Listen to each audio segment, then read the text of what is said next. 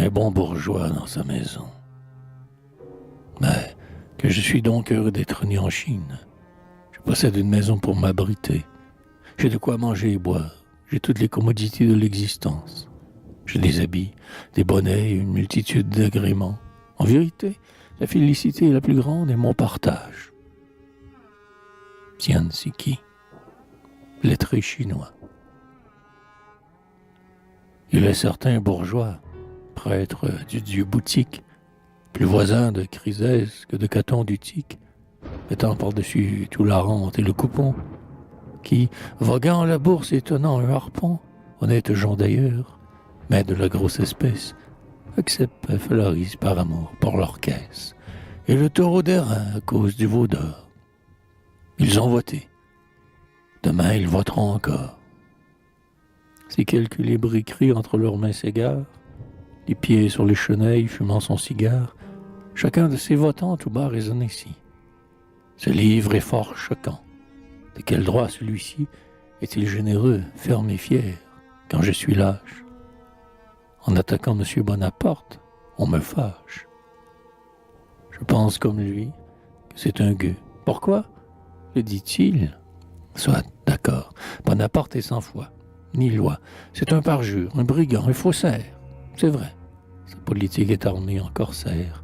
Il a banni jusqu'à des juges suppléants. Il a coupé leur bourse au prince d'Orléans. C'est le pire gredin qui soit sur cette terre. Mais puisque je votais pour lui, l'on doit se taire. Écrire contre lui, c'est me blâmer au fond. C'est me dire, voilà comment les braves font. Et c'est une façon, à nous qui restons neutres, de nous faire sentir que nous sommes des pleutres. J'en conviens, nous avons une corde au poignet. Que voulez-vous? La bourse allait mal, on craignait la République rouge et même un peu la rose. Il fallait bien finir par faire quelque chose. On trouve ce coquin, on le fait empereur. C'est tout simple. On voulait éviter la terreur. Le spectre de M. Remieux, la jacquerie. On s'est réfugié dans cette escroquerie.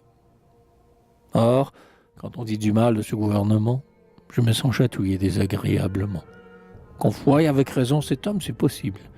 Mais c'est insinué à moi, bourgeois paisible, qui fit ce scélérat empereur au consul, que j'ai dit oui par peur et vivate par calcul. Je trouve impertinent, parbleu, qu'on me le dise.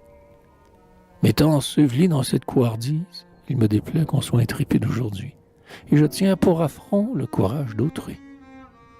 Penseur, quand vous marquez au front l'homme punique, qui de la loi sanglante arracha la tunique, quand vous vengez le peuple à la gorge saisie, le serment et le droit, vous êtes, songez-y, entre ce bogard qui règne et Géronte qui vote, et votre plume ardente, anarchique, indévote, démagogique, impie, attente d'un côté à ce crime, de l'autre, à cette lâcheté,